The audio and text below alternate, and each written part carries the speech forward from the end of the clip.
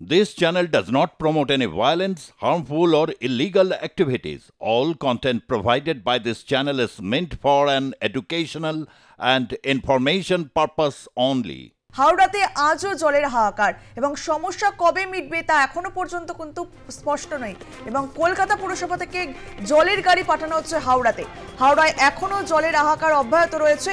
হাওড়ায় জলের গাড়ি পাঠাচ্ছে কলকাতা পুরসভা, কিন্তু তাতেও তেষ্টা মিটছে না হাওড়াবাসীর।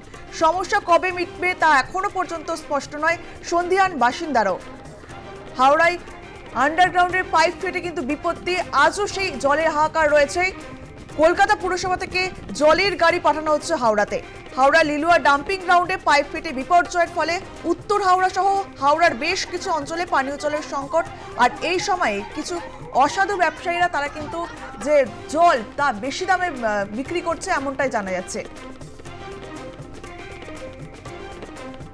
টেলিফোনে রয়েছে আমাদের সঙ্গে আমাদের প্রতিনিধি রণজিৎ রায়। রণজিৎ, আজও হাওড়াতে জলের হাহাকার অব্যাহত রয়েছে। রণজিৎ, দেখো, এখনো পর্যন্ত যে জলের সমস্যা রয়েছে সেটা কিন্তু অব্যাহত রয়েছে এবং এখনো পর্যন্ত সবচেয়ে বড় বিষয় যেটা হচ্ছে হাওড়া পুরসভা একদিকে যেমন জল সমস্যা রয়েছে, অপরদিকে কিন্তু একেবারে যে বড় সমস্যা হচ্ছে লিলুয়া ডাম্পিং গ্রাউন্ডে যে বিপর্যয় ঘটেছে সেই বিপর্যয় কিভাবে মোকাবিলা করা যাবে এবং সেক্ষেত্রে যে ডাম্পিং গ্রাউন্ড এলাকায় বিপর্যয় হয়েছে সেক্ষেত্রে প্রশাসনের ব্যর্থতা এবং পরিকল্পনার অভাবকেই দায়ী করছেন পশ্চিমবঙ্গ বিজ্ঞান মঞ্চের সদস্যরা। এবং তারা কিন্তু বেলগাছিয়া এই ডাম্পিং গ্রাউন্ডে যে ঘটনা ঘটেছে সেটা একেবারে অপরিকল্পনা মাফিক বা যেভাবে রাখা রয়েছে সেটা নিয়ে কিন্তু তারা বারবার অভিযোগ করেছেন এবং তারা পরিষ্কার জানিয়েছেন এটা একবারে বিজ্ঞানসম্মত নয়।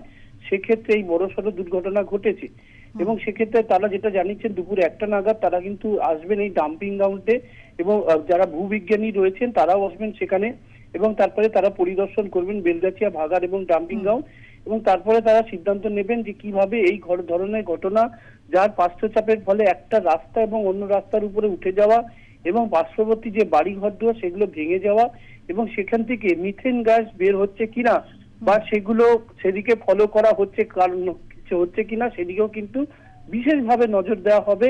কারণ এত বড় ভাগাড় যেখানে আকাশচুম্বী যে নোংরা রাখা হয় বা ডাম্পিং করা হয় সেখানে যে মিথেন গ্যাস হচ্ছে সেই মিথেন গ্যাসের জোরেই এই দুর্ঘটনা কিনা সেটা নিয়েও কিন্তু তারা বিশেষভাবে আজ দুপুর 1টা নাগাদ তারা আসবেন এবং সেই ভূবিজ্ঞানীরা তারা কিন্তু বিষয়টা খতিয়ে দেখবেন এমনটি কিন্তু জানা গেছে। বেশ, নজর রাখো। ধন্যবাদ তোমায়। হাওড়ায় এখনো জলের হাহাকার। হাওড়ায় জলের গাড়ি পাঠাচ্ছে কলকাতা পুরসভা, কিন্তু তাতেও তেষ্টা মিটছে না হাওড়াবাসীর। বেশ কয়েকদিন ধরে কিন্তু এই সমস্যা চলছে। পাইপ ফেটে এই বিপত্তি, সমস্যা কবে মিটবে তা এখনো পর্যন্ত স্পষ্ট নয় সন্ধিহান বাসিন্দারও।